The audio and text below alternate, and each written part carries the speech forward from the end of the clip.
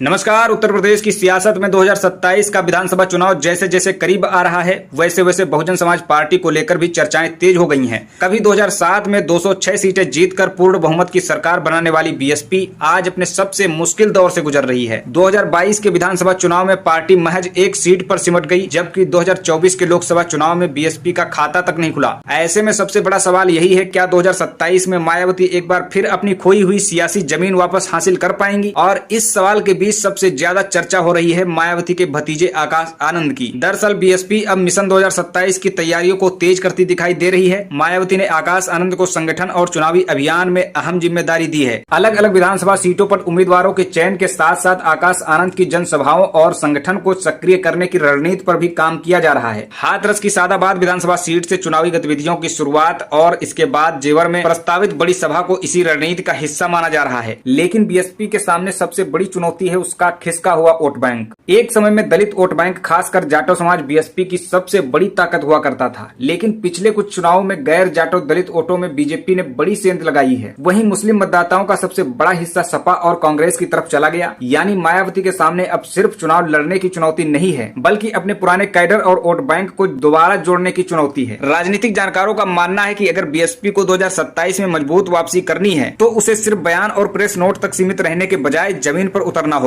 दलित, पिछड़े और युवाओं से जुड़े मुद्दों को लेकर आंदोलन और जनसंपर्क बढ़ाना होगा। यही आकाश आनंद की भूमिका महत्वपूर्ण हो जाती है। आकाश आनंद की भाषण शैली आक्रामक है और वह युवाओं के बीच रोजगार, शिक्षा और स्वाभिमान जैसे मुद्दों को उठाते रहे हैं। ऐसे में पार्टी को उम्मीद है कि उनकी सक्रियता बीएसपी के युवा कैडर में नई ऊर्जा पैदा कर सकती है। हालांकि आकाश आनंद की राह आसान नहीं है। उन्हें मायावती की विरासत, पार्टी के पुराने कैडर और बदलते राजनीतिक समीकरण तीनों को साथ लेकर चलना होगा। दूसरी तरफ सवाल यह भी है कि क्या बीएसपी किसी पेशेवर चुनावी रणनीतिकार की मदद लेगी? प्रशांत किशोर जैसे नामों को लेकर चर्चाएं जरूर हैं, लेकिन बीएसपी या मायावती की तरफ से ऐसी किसी औपचारिक बातचीत की पुष्टि नहीं हुई है। फिलहाल इतना साफ है कि मायावती 2027 को हल्के में लेने के मूड में नहीं दिख रही हैं। उम्मीदवारों के चयन से लेकर संगठन को सक्रिय करने तक की तैयारी पहले से शुरू हो चुकी है। अब असली सवाल यही है, क्या मायावती और आकाश आनंद मिलकर बीएसपी का पुराना सियासी आधार वापस ला पाएंगे? क्या हाथी 2027 में सिर्फ मैदान में उतरेगा या फिर यूपी की पूरी सियासी बाजी ही बदल देगा? इसका जवाब आने वाले महीनों में होने वाली बीएसपी की जमीनी सक्रियता